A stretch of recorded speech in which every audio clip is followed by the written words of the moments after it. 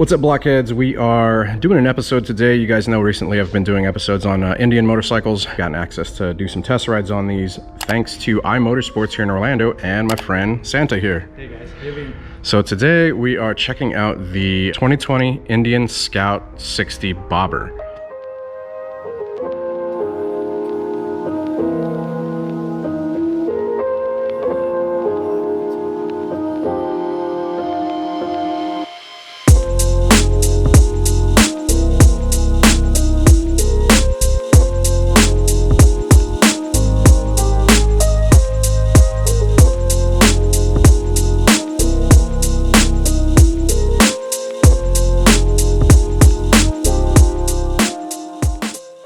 As per normal, I'm going to go ahead and turn all the specs and the tech stuff to Santa here. Indian is evolving into a completely different segment, trying to attract the younger generation. So here we have the Scout Bobber 60 gearbox of 5-speed. Oh, is that 5-speed? 5-speed, okay. Speed, and the engine size is 1000 cc. So Indian have this crazy idea of designing this unbelievable product, you know. So the short rear fender combined with the front fender, you know, so it's shortened like a lot, you know, just to give it that mean muscular look, but also keeping the stylish. Yeah, so it exposes the tire more. Exactly, and here you got this beautiful chubby muscular tire, you know, just to give it that amazing look. So you got a blackout engine here with a lot of details, a lot of torque and a lot of power. The forward control makes the riding position more aggressive, you know, and also drag bars style give you that mean look. This is a liquid cooled engine. So pretty much you can ride this in the hottest weather or the coldest weather. So the bike is gonna be just perfect, you know. Lights on the indicator very bright. In order to adjust, has to be sitting for at least 10 seconds turned off. So all the computers turn off. Okay. Push and hold the trigger, turn the ignition on. Now we have settings. Miles, kilometers. Press and hold the trigger to again select temperature, Celsius, Fahrenheit, and either a 12 or 24-hour clock. Nice, easy enough. For those Indian owners out there, if you didn't know, now you know. Thanks, man. Appreciate it. Of course. LEDs? LEDs, yes. LEDs in the front? Yeah. No, halogen in the front, regular. Okay. But indicators? Yeah, LED indicators. Yeah. The LED indicators all the way around. Regular bulb. All right, let's see how it works through traffic. All right, guys. Time for the actual test ride portion of the Indian Scout Bobber 60. Ignition on left side, on the bike, kickstand up, starter on, press once and starts. It's always cool. All right, so just going over controls real quick. Left side, high beam, low beam, indicators, left, right, press in to stop, left side, horn, on, off, starter. Pretty stripped down, no cruise control or any of that stuff. Mirrors, I'm looking at my arms a little bit on each one of them, so let's see if we can push those out a little bit. Indian has those mirrors that go into the bar ends and come down. I'm more a fan of those, but I think those would probably hit the tank if they were on here. Ergonomics, setting on it just here. As you guys can see, my knees are bent, flat footing it. This is a incredibly low bike. All right, let's jump into some traffic. All right, I was actually able to jump into here. Skirt. Finding neutral, easy, feels good. In the shifter, the Indian Scout Bobber 60 is like the smaller of the engines, so you're looking at what, like 1,000 instead of 1,200? And you're looking at 5 gears instead of 6 gears. The normal Indian Scout being at the 1200 and a 6-speed. Yeah, I'm in 5th gear right there. The shifts, I always comment on the shifts. You guys know how I do. The shifts, they feel very prominent in the foot. You can feel like a really nice click, which is good.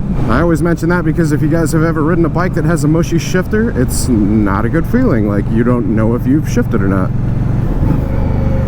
Engine braking, or rev matching rather, a little more difficult. I've found that rev matching on Indians is a little more difficult because of like the way the throttles respond on them. It's not as immediate, like you still got, you know, a little bit of this kind of like take up. That's just something that I would have to get used to over time. You do have a trigger button up here to go through the stuff on the display here. So it's in RPMs now, then it's the temp, you've got the voltage, your mileage, what's like just odometer, and then trip 1. So we're just going to leave it on RPM, and then you got the time below that, which is 10:29, and your gear indicator on the left side, so we're in neutral. You got all the indicator lights there, so signal, high beam, low beam, all that stuff. So let's talk about the ergonomics of it while the engine and tires warm up a bit. If you're a shorter rider, shorter person, this is definitely going to be a bike that you might be interested in because it's real low to the ground. Whenever you're coming to a stop and all that stuff, you're not going to be too worried about not being able to flat foot it. And being able to flat foot a bike gives you a lot of confidence, right? Because like when you come to a stop, you want to be able to put your feet down and you want to be able to feel like you have control of that bike. You know, during low speed maneuvering as well, gives you a lot of that confidence. Would I recommend it as a as like a starter bike? I think it would be a good option for like an introductory bike for sure. The thing about it is, even though I would recommend it for a starter bike, is that it does have a good amount of power to it, which you guys will see here in just a minute whenever I give it a good pull. The rest of the ergonomics, not talking about like seat height and stuff like that. So you've got these forward controls, you've got bars that are pretty low, and then, you know, your solo seat. The solo seat, it actually feels nice. I don't feel like I'm like sitting on a board or anything, so it's got like some nice padding to it. Let's give it a rip.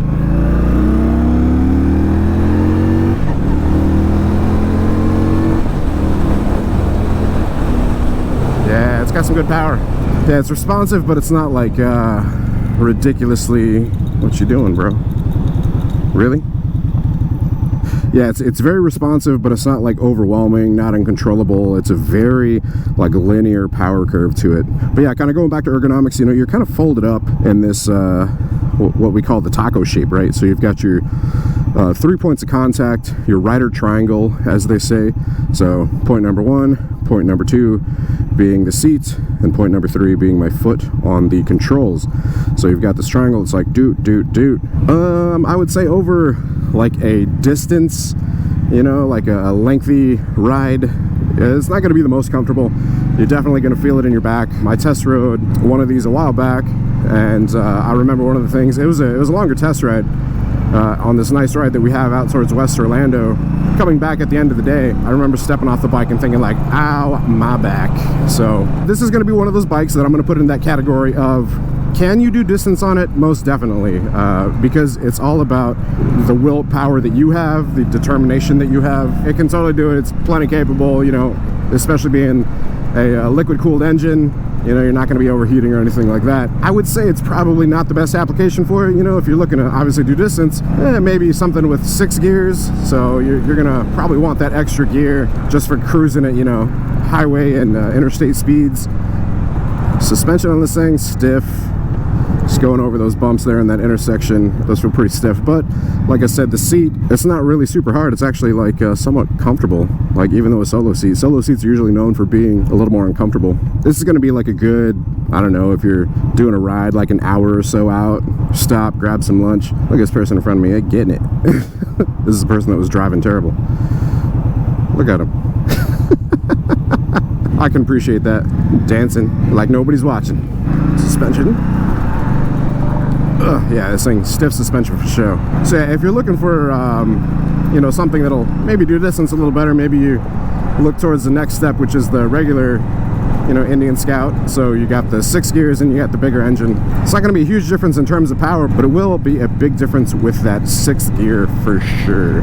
So despite it having larger you know, front and rear tires, it still feels very kind of nimble, you know, really low center of gravity, so you know, you feel really planted. Usually wider tires, you have to like kind of push more whenever you're wanting to lean, but it doesn't really feel like that with this one, so that's definitely a good thing. You don't have like the best lean angle on these things, just because, like I said, they are pretty low to the ground. And then your controls, I mean, they stick out there pretty good. So I mean, you're buying this bike more as a cruiser. You're not trying to, or you shouldn't be trying to ride it like a sport bike. But I mean, who am I to tell you how to ride your motorcycle? Ride your motorcycle however you want. You want to bump the suspension up a little more, tuck those pegs in so you can get more lean, have at it. Just ride safe, don't fall over. So yeah, at this point in the test ride, I just feel like it's a yeah, it's a really good kind of like mid-level bike. It's not going to be the most, you know, small introductory Honda Rebels and stuff like that, seeing as how it does have the 1000. The RPM band goes up pretty high. I want to say they redline at like, what, 75 or something, so we'll try and get on it a little bit here and see if we can feel that. And I mean, they're really peppy, but it's not going to be like the most powerful, crazy, you know, like it's going to get away from you bike either. I mean, the braking feels good. Yeah, no complaints there. Friction zone on this thing, very predictable. It's not like super grabby. I haven't stalled the bike out, so this on-ramp is basically getting onto Interstate 4, so about to take it on I-4. Not the best idea, wouldn't recommend it, but yeah, we got to put it through a proper test ride and take it on the interstate. So we'll get on it here on the on-ramp just to get a sense of that power, see how it merges. Hey guys, like these gloves? I forgot my gloves at home, so these are Indian leather gloves. I like them. I've always been a fan of like the brown leather gloves. It just like feels classic, vintage.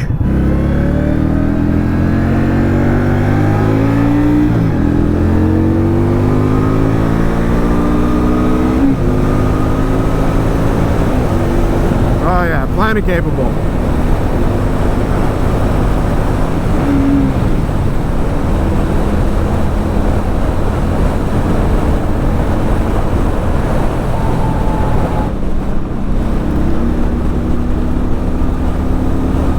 Yeah, feels nice. Oh, this is also the suspension test part of the ride, because oh my god, I felt that one in the back. I-4 isn't the most friendly interstate in terms of suspension. It's currently undergoing construction. If you guys have ever been through Central Florida, you know how terrible this segment of interstate is. You know, you are annoying. Get down, stay. So yeah, I mean, going along interstate speeds, it actually doesn't feel too bad.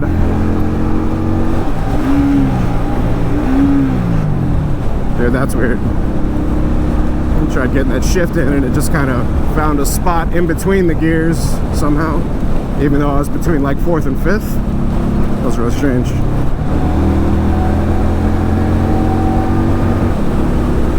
Oh my god, suspension is stiff.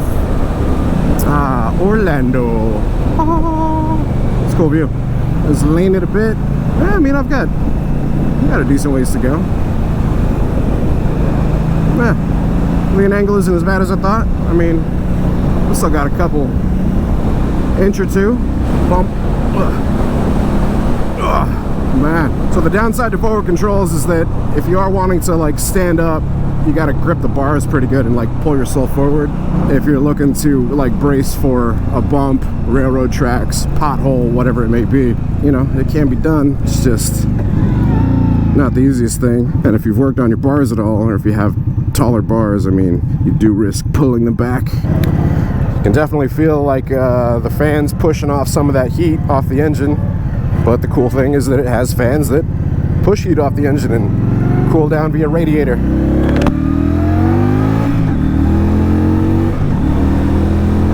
Yeah, it feels good. Plenty of power to it. Alright, this is usually the part in the test ride that I try to offer some kind of criticism. So, what criticism might I have? The only thing, I don't know, that I really kind of noticed is whenever I was on the interstate and I was trying to shift between like 4th and 5th gear, it kind of hung up there for a second and somehow found a spot in between 4th and 5th, like a 4th, 5th neutral, and so I revved it up and it kind of revved out. And that was kind of weird, and that could be kind of dangerous. You know, you're in a situation like heavy traffic or whatever. Other than that, this bike, it feels solid. I've seen people mod them out, so you know, like obviously you buy a bike, you want to kind of customize it, make it your own. So I've seen people do a good amount of stuff to these. Plenty of power, braking feels good. The suspension is pretty stiff though. So heads up on that, hitting this bump. Yeah, man, suspension doesn't absorb too much. Pretty much goes into your back. So neutral, off. Bridge kickstand way back here. Off. Absolutely love the look of it. You know, it's just like all blocked out, which, you know, I'm a fan of. Although if it did have the brown seat and the brown grips, I'd be a fan of that too. You know, that classic look. Good power, feels very planted, really low, so if you know you're a shorter rider, you've got that control over it and low speed maneuvering or coming to a stop. Overall, I felt good about it. What do you guys think? What do y'all think about the Indian Scout Bobber 60? I will say I think it's kind of funny that they use the term bobber whenever like the true, like I've said previously in a video, the true essence of bobber is basically like taking as much as you can off of the bike, totally chopping the fender, even though they do have a shorter rear fender on this thing, you know, a shorter front fender, solo seats. I mean, it's as bobber as they can be while making it like DOT compliant. Yeah, you guys drop your thoughts below. Let me know what you think of the Indian Scout.